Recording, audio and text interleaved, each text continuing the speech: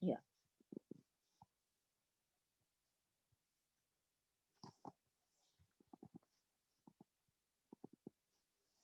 Can you see the screen Yes, ma'am. recording? Yes, Yes, ma'am.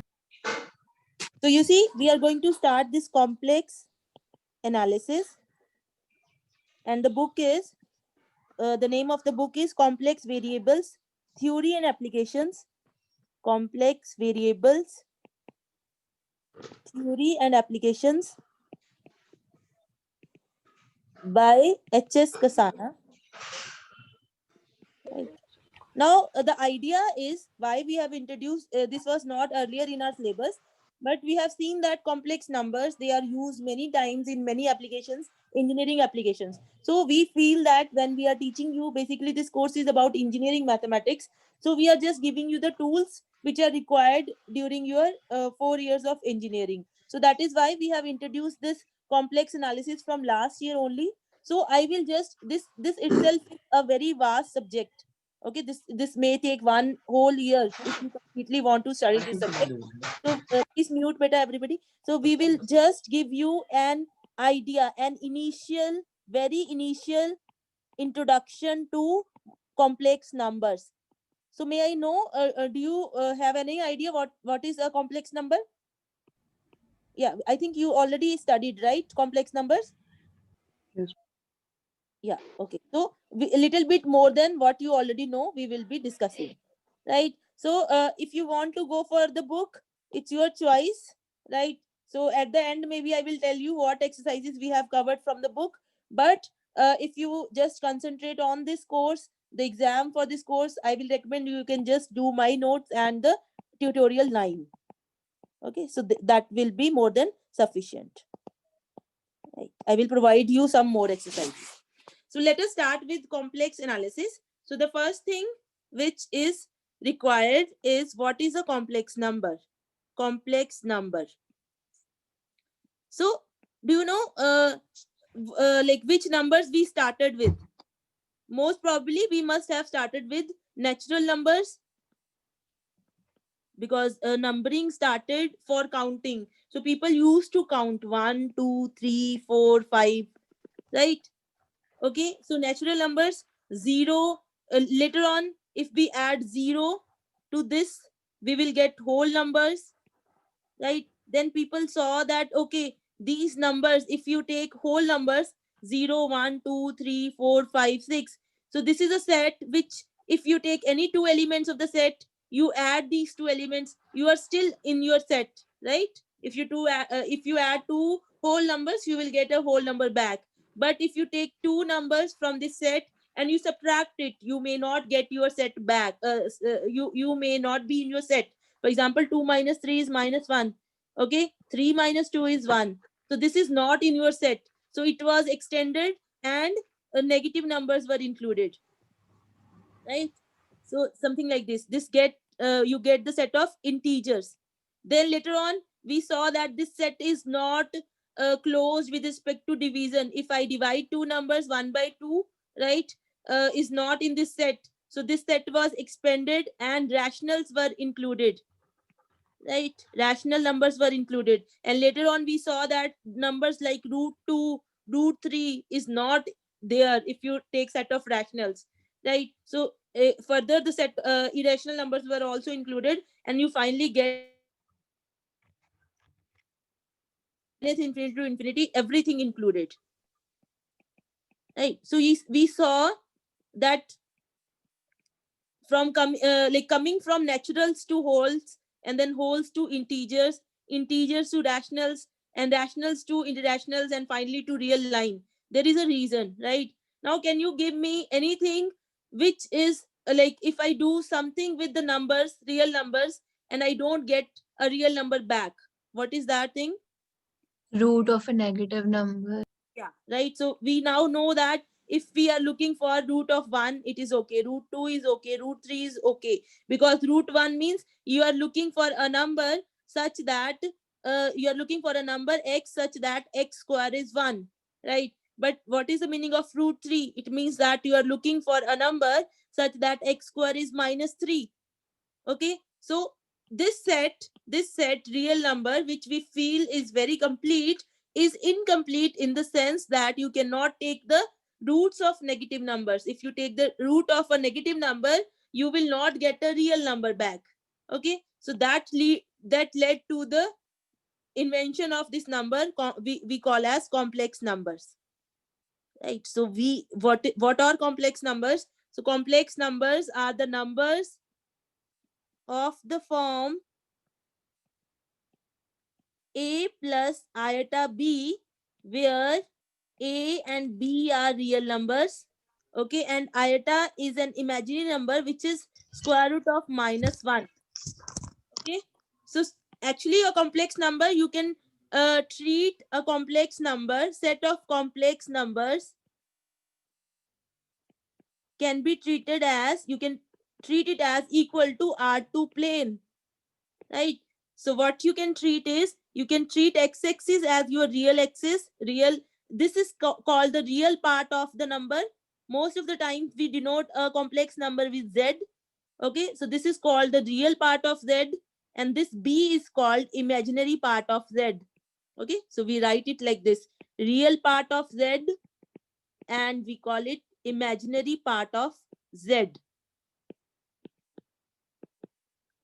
Fine. So what you can do is, you can treat this x-axis as real axis and y-axis as imaginary axis. And if you locate any point, suppose this point has name a comma b, so we know that this point has a on real axis and this b on imaginary axis. So you can treat this point as equivalent to the complex number a plus iota b. Is that thing clear? Yes, Is the ma'am. definition of complex number clear to everybody? A complex number will be denoted by z, and it is equal to a plus iota b, where a and b both are real and iota is an imaginary number which is equal to square root of -1, right? And we will relate a complex number a plus iota b with the point a comma b in R2 plane, and we can think of set of complex numbers as R2 plane. Okay, and we call, when we treat it as set of complex numbers, we call this as complex plane. Is that okay? Now this z is equal to a plus iota b. This is a complex number. We have something called conjugate of z, which is denoted by z bar. This is defined as a minus iota b. And then we have magnitude of z, which is, I told you that you will treat a complex number as this point. So if you join this point with origin, the length of this line will be called the magnitude of complex number. And very clearly you can see the length of this line is a minus 0 square plus b minus 0 square. So we define whole square root. We define modulus of z and denote it with mod z equal to a square plus b square. This is a real number. Okay, these are some of the definitions which will be needed. And then we can also denote a complex number in exponential form or polar form. So we have polar form or exponential form of a complex number.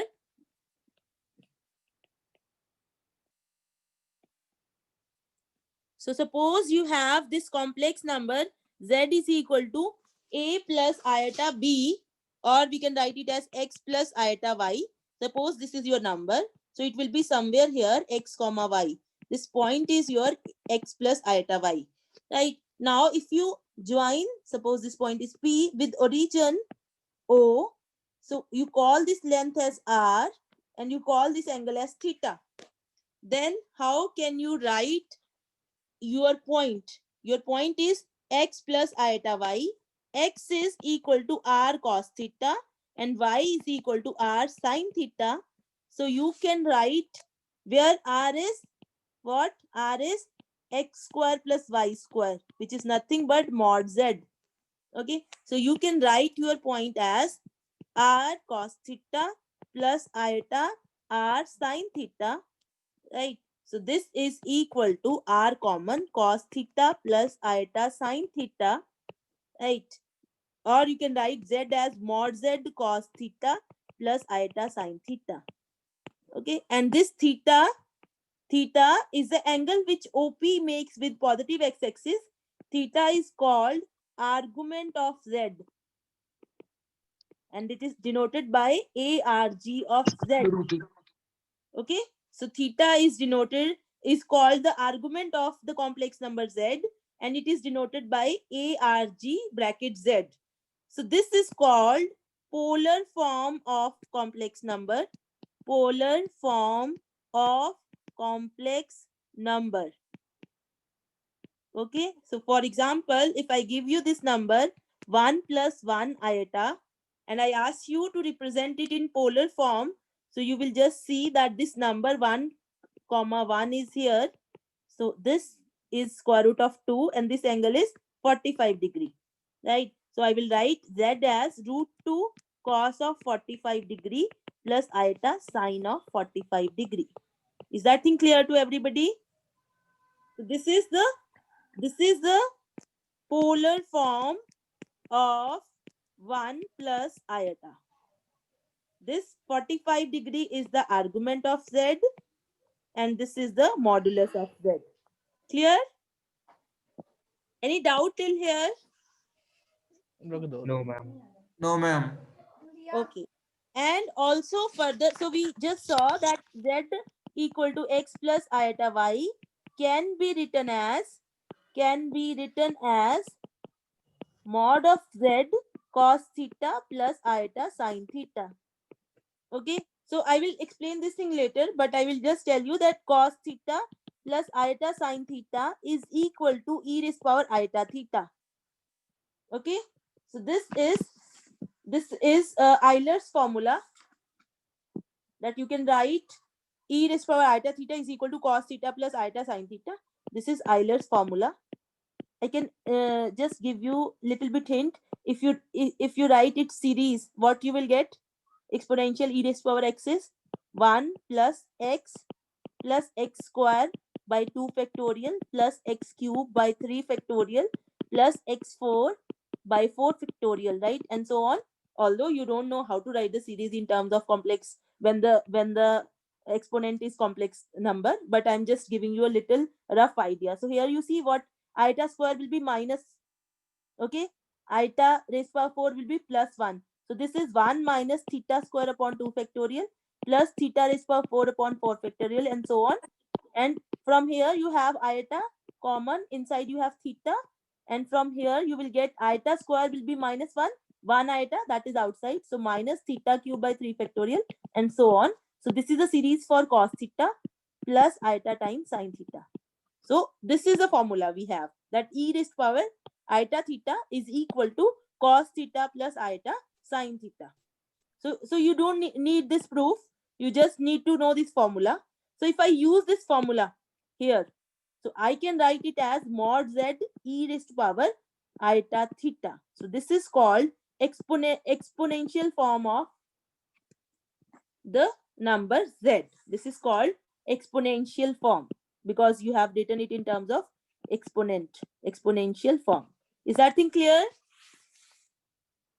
So we just put here cos theta plus iota sin theta. In this place, I just put e raised power iota theta because I have this formula, Euler's formula, which says that cos theta plus iota sin theta is equal to e raised to power iota theta.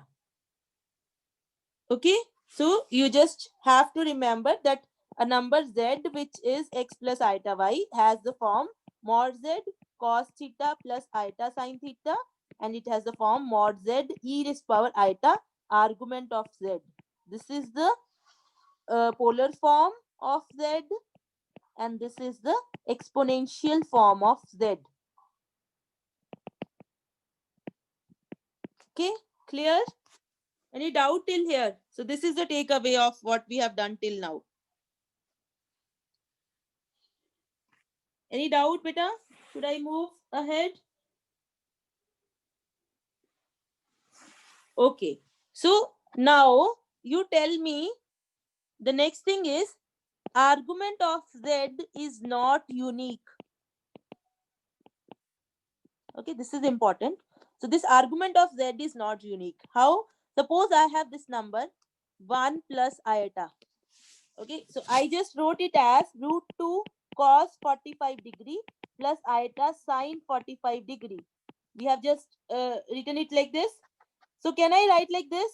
Root 2 cos of 45 degree plus 360 degree plus iota sine 45 degree plus 360 degree. Can I write like this? No problem. So I can also write it as root 2 cos of 45 degree plus 720 degree plus iota sine of 45 degree plus 720 degrees and so on.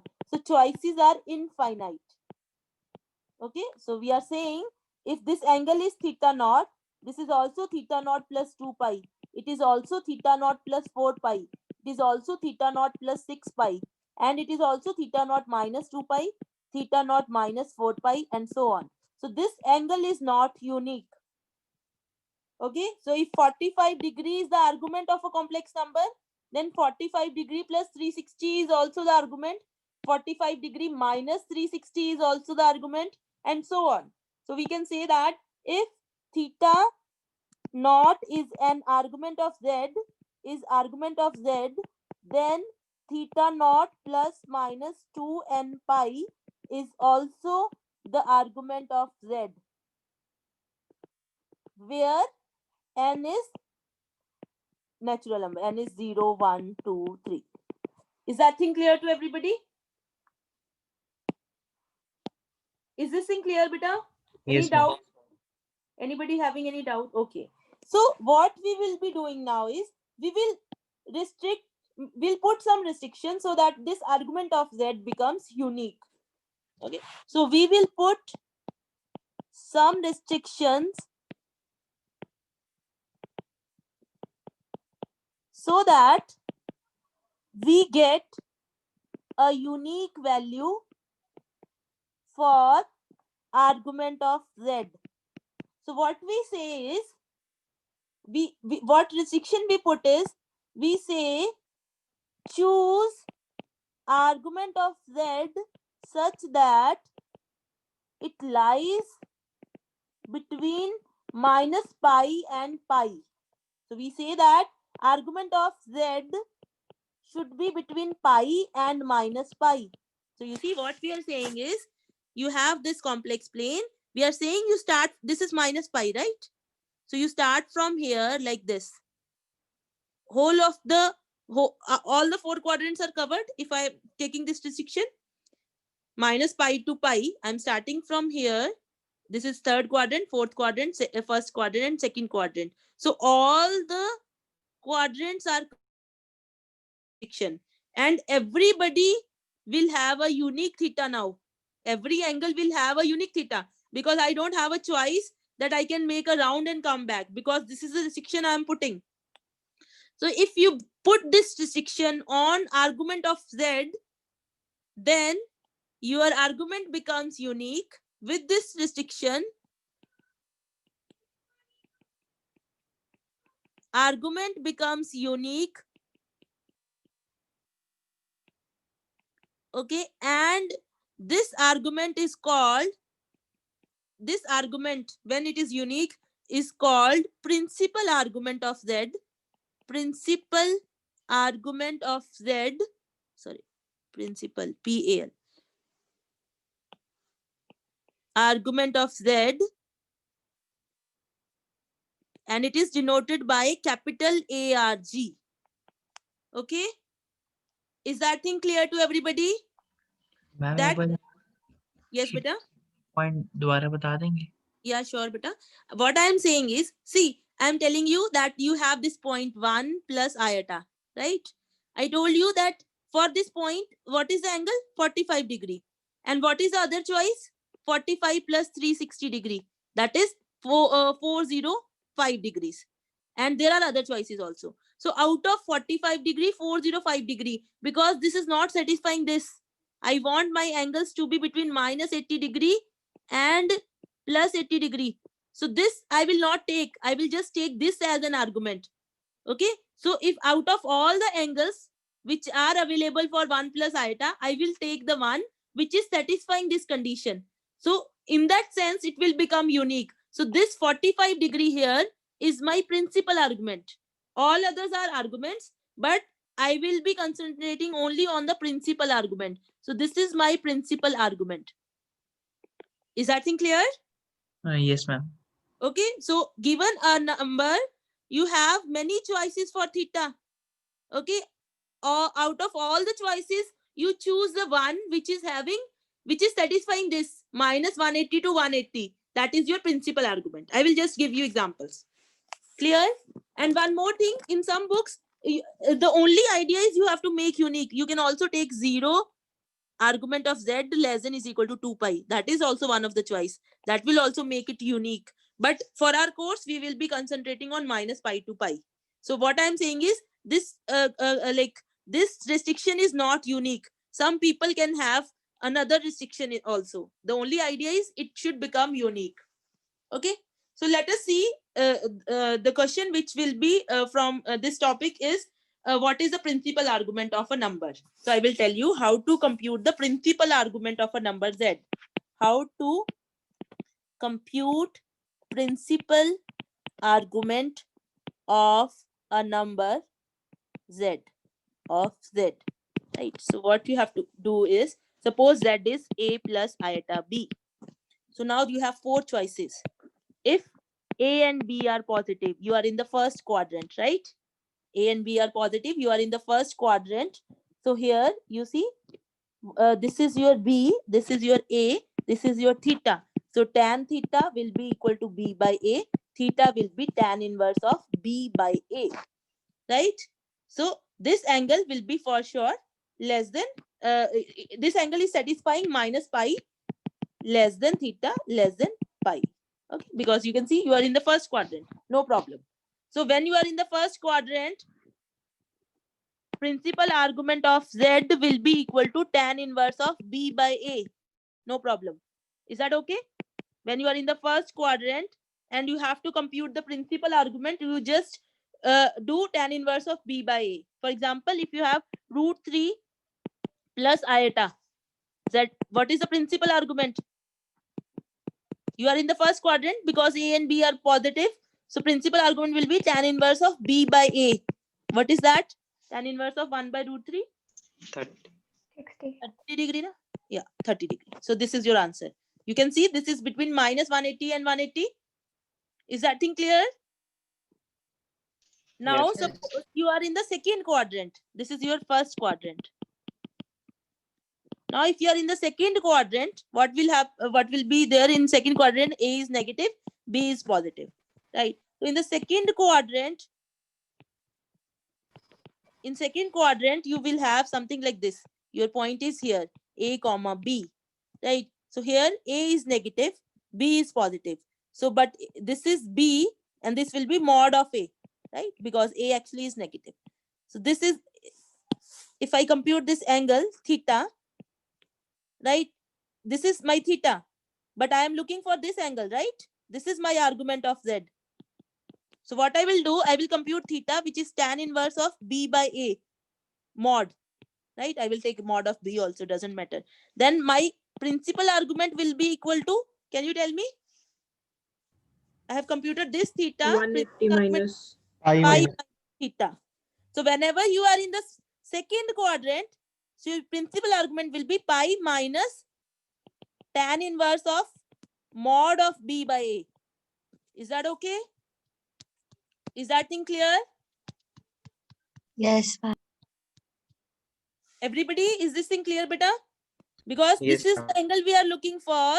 This is the angle we just computed by tan inverse of b by a, mod.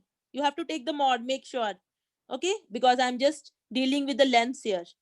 So you have to remember this thing. If you are in the first quadrant, you can take mod here also, because it does not matter. It will make it consistent that we have to take mod everywhere. So if you take mod here, because B and A are positive, doesn't matter if you're taking mod or not. So in the first quadrant, you just take tan inverse of B by A mod. That is your principal argument. In the second quadrant, you do pi minus tan inverse of B by A mod. That is your principal argument. Okay. So for example, if I give you something like -1 plus iota, what is the principal argument? Tell me. What is the principal argument? So here you are in A negative, B positive. You are in the second quadrant. So your principal argument will be equal to pi minus tan inverse of B by A. B is 1, A is -1 mod. So this is pi minus tan inverse of 1, that is pi by 4. So your principal argument is 3 pi by 4. Okay. Is that thing clear? Anybody having doubt till here, beta? No, ma'am. Okay. No, ma'am. Now, if you are in third quadrant, A negative, B negative, A negative, B negative. So you have a situation like this. This is the point A comma B. So we have this B mod B and this is mod A. Okay, and this is the angle theta. So here theta is tan inverse of B by A mod. So I am looking for which angle? Can you tell me? Now because I want my angle to be between minus pi and pi. Am I looking at this angle? No, ma'am. No, we are not looking at this angle because this is not the principal argument. Although this is an argument, but we are not looking. We are looking at this angle. Right? And this angle, because we are in clockwise direction, will be negative. Is that thing clear to everybody? So we are Yeah. looking at this angle with a negative sign outside, because whenever you measure angle in this direction, you will call it a negative angle. Right? So what will be your answer? Answer will be, first of all, this angle is pi minus theta. Theta is tan inverse of B by A mod. And then I want to put a negative sign outside. Is this thing clear to everybody? Yes, ma'am. Okay, so because we are looking for this angle, so this angle magnitude is pi minus this theta. But because I am measuring it in the reverse direction, so I'll put a negative sign outside. So your answer will be in third quadrant, tan inverse of B by A mod minus pi. So this is your argument of Z when you are in third quadrant. So it's your choice whether you want to remember these formulas or you want to actually derive it there.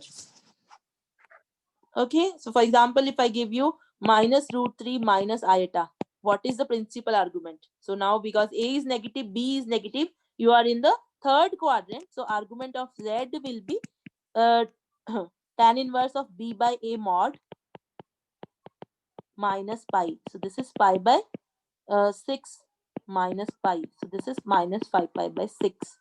Now this satisfies this. Right? So this is your principal argument. Clear, beta? And similarly, you can go for fourth quadrant also. Fourth quadrant. So you have A positive, B negative. So you are in fourth quadrant. Right? So you have something like this. A positive, B negative. Right? So this, if we look at this, is A and this is mod B. So this angle theta. Right? With a negative sign. So here your principal argument will be minus tan inverse of B by A mod. Is that thing clear? Because you will put a negative sign. Okay, so you can remember like this, that to compute principal argument, what you do, theta, you call theta as tan inverse of B by A. You just compute it. Ma'am, can you scroll up a bit? Yeah, sure, beta. Thank you, ma'am. Much, ma'am. Thank you, ma'am. Much, very much, ma'am. So to compute principal argument, what you will do, you will compute theta, which is tan inverse of mod of B by A. And then your answer will be theta here if you are in the first quadrant, pi minus theta if you are in the second quadrant, theta minus pi if you are in the third quadrant, minus theta if you are in the fourth quadrant. Clear? So your tutorial first question is find the principal argument of some functions are some numbers are given. You can find out the principal argument for these numbers. Okay, till here, if you have any doubts, please ask.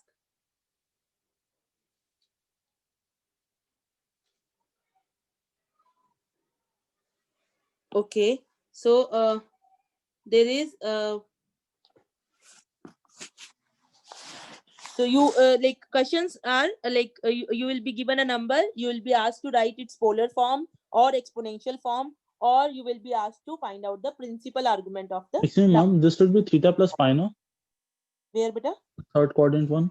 No beta, theta minus pi.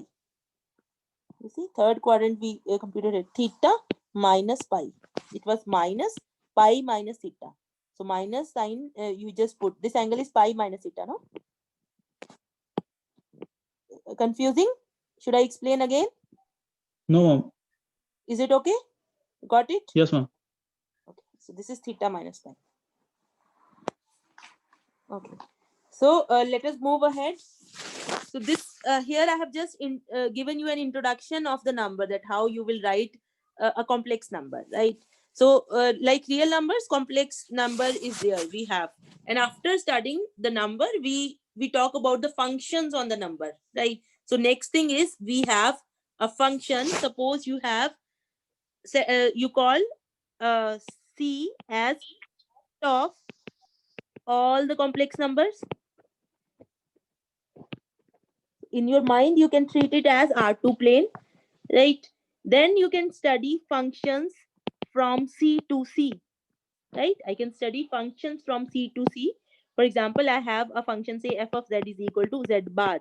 This is a function because it is taking this function has same definition. What is the definition of function? That all the members of the domain should be associated to some member, and one member from the domain should not be associated to two members. This is the definition of function. It is clear to everybody, beta? Anybody having doubt in the definition of function? Okay, fine. This function should satisfy the same properties which it is satisfying for real function. So we now have a function from C to C. One of the example is fz is equal to z bar. Now fz is equal to mod z. Is it the function from C to C? Yes, no? Yes, ma'am. Yeah, although this is a real number, you can see this is a real number.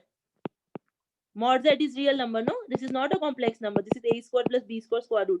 But anyway, it doesn't matter because real number is also a subset of set of real numbers.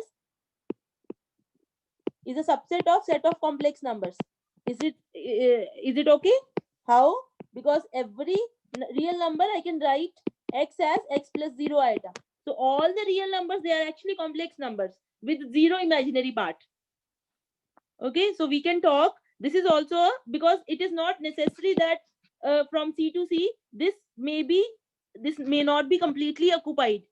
You know this thing, right? We have this f from R to R, where f of x is x square. So we know this is positive, but still we can call it a function from R to R. Is this thing clear? And f of z is equal to argument of z. This is also a function, although this is a real number, but this can also be treated as a function from C to C, right? Any doubt? You can have functions from C to C, and because we are saying that function is a like the image is a complex number, so we can call f of z. This is a complex number, and because this is also a complex number, I can write it as u plus iota v, where this u, z is your x plus iota y. So u is a function of x and y, and v is a function of x and y.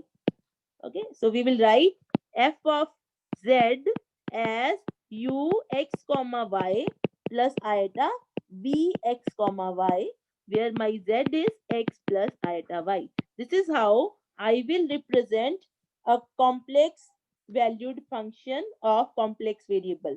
This is how we represent a function from C to C. Clear? Is this thing clear to everybody? That if f is a function from C to C, it will have a real part. We will call it as uxy, and it will have an imaginary part. We will call that as vxy. Okay. Ma'am Yes, beta. Ma'am ये आपने ये क्या समझ नहीं आया कि आपने ये लिखा है f of z is equal to u of x plus मतलब x में y मतलब क्या है इसमें? I'm saying is f is from C to C. It means that inside you will put z and you will get fz. Now fz is a number part of C, right? Because it is from C to C. It means that you take z from here, put f on it, you will get another complex number. Now this is a complex number, so I can write it in the form of u plus iota v, because this is a complex number, so I will write it in the form of u plus iota v. Now further, because z is x plus iota y, so this u and v, they will depend on x and y, right? Because this is how the function is. Function depends on z. So f depends on z and z is x plus iota y. So u is real. So it will be a function of x and y. V is also real. It is a function of x and y. So this is what I am saying is any function from C to C can be written as ux comma y plus iota vx comma y. Is this thing clear to everybody now? Is this okay, beta? Yes, ma'am. Okay, so this is a real function. This is also a real function. Okay, so we just broke fz into two parts. One part is real, another part is also real. With that another part, we have put this iota. Okay, fine. So after talking about this function, we have limit, as we have in case of real numbers, limit of a function f from C to C, right? So for example, you can talk about limit z going to z naught f of z. It has same meaning which you have in case of real numbers. So suppose I ask you what is the limit z going to 1 plus iota z plus 1 upon z minus 1. So now this limit is same as we have talked about limit of functions in two variables, right? So here you try, whenever you have these questions on limit of complex functions, you just try putting this function there, the number there. Here you see, if you put, well, what you'll get 1 plus iota plus 1 upon 1 plus iota minus 1. So this and this will cancel. So your answer is 2 plus iota upon iota. So this is the answer. If you are getting 0 by 0 form, then you have to do something else that I will tell you. Okay, so whenever you have a question on limit, finding the limit, you directly put your number. Okay, for example, here you get your answer. And suppose you have, look at this problem, limit z going to 0, z upon z bar. If I directly put z is equal to 0, what I will get? This is 0 by 0 form. So now can anybody tell me how should I proceed? What I will do here is, I will write it like this. Z going to 0 means xy going to 0, 0. Z is my x plus iota y. So you just treat it as a two variable. X plus iota y, you treat it as x comma y going to 0, 0. And you write it as x plus iota y. This is your z. And z bar is x minus iota y. Clear? Is this thing clear? Now can you tell me, not this equal, can you tell me how to compute this limit? Anybody? We have already studied beta. Limit of function of two variables. Rationalize. Yeah, you can do that, but path dependent. You see here? Y If I- equal to mx. is equal to mx. So this is limit x going to 0, x plus iota mx upon x minus iota mx. So this is limit x going to 0, 1 plus iota m upon 1 minus iota m. So this is path dependent. Path dependent. Therefore, limit does not exist. Okay, so you will get two types of questions. Either you will be able to just directly put your number inside the function to get your limit, or your limit will be path dependent and you will be able to show that limit does not exist. So this theory is, we have already discussed this theory in detail. Okay, we have already discussed this theory in detail in function of two variables. अब वो एक question था Yes. हम sequence से Okay, beta. Oh, okay. So let us stop here. From Monday, we will be starting from. Can you just scroll it above? Okay, beta. You ask your problem, your doubt. तो new group के sessional test में एक question था Okay. Tell me. हम एक minute Yeah. Okay, somebody was asking me before that, what was Ma'am, your n pi n pi minus 1 minus 1 bracket n plus raised to power n plus 1. power n plus 1 ma'am n pi में नहीं है bracket, सिर्फ -1 में bracket है.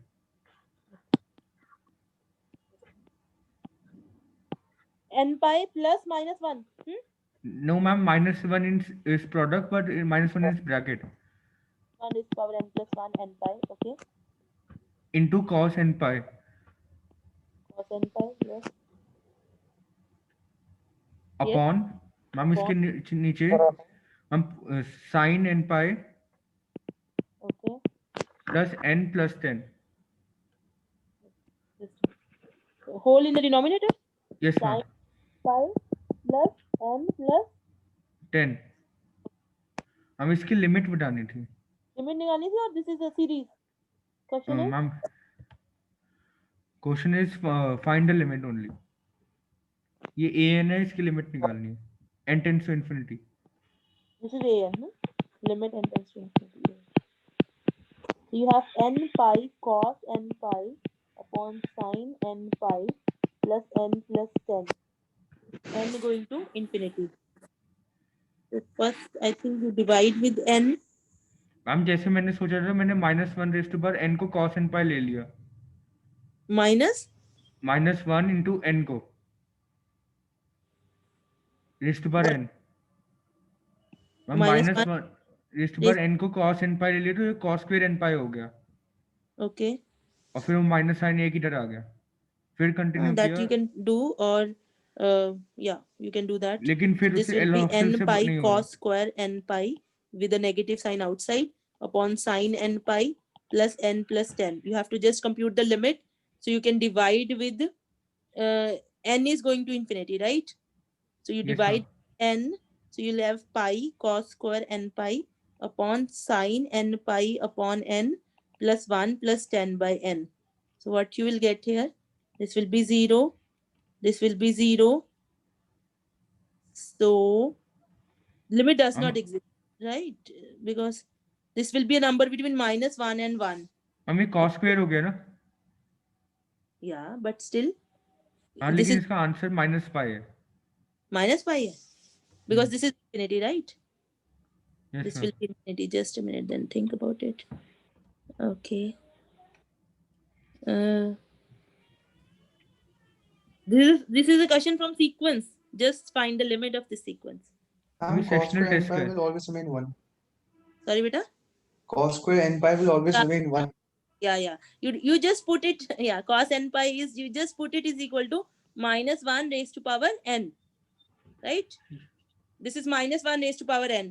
So what you will get -1 raised to power 2n. That is plus 1. So this is equal to, you can write it is equal to minus n pi upon sin n pi plus n plus 10. Now you divide with n. So this is minus pi sin n pi by n plus 1 plus 10 by n. So limit n going to infinity. So this is 0. This is 0. So your answer is minus pi. Got it? Okay.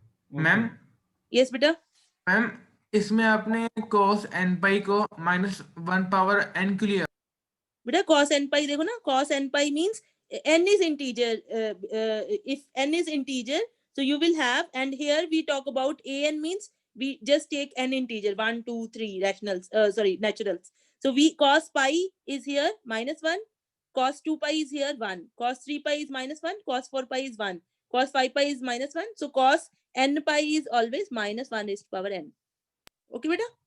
Ma'am एक बार फिर से बताना कि कैसे किया. cos 2 pi. Cos pi is -1, you know, cos pi is -1, and Yes, cos ma'am. 2 pi is 1, cos 3 pi is -1, cos 4 pi is 1, cos 5 pi is -1, cos 6 pi is 1. So cos n pi is actually -1 raised to power n. So this is Okay, the ma'am. result. Yeah. Okay, beta. So I think we are time is up. So all the best for today's exam, beta. Thank you, ma'am. Do well and please submit Thank you, your ma'am. test before time. Okay. Yes, ma'am. Thank Okay, you, if you have any query at that time, you the numbers are given on the website also, or you can call me also if you have any major issue while doing your test. Okay, ma'am beta? Ma'am Yes, beta. The test will be of 40 minutes, na? Yeah, 40 minutes. Everything I have written in the WhatsApp group. Please read that message carefully. Everything is ma'am. written. Okay. Yeah. Okay, beta. Thank you. Have a Thank nice you, ma'am. Thank you, ma'am. I'll end. Thank you, ma'am. Thank you, ma'am.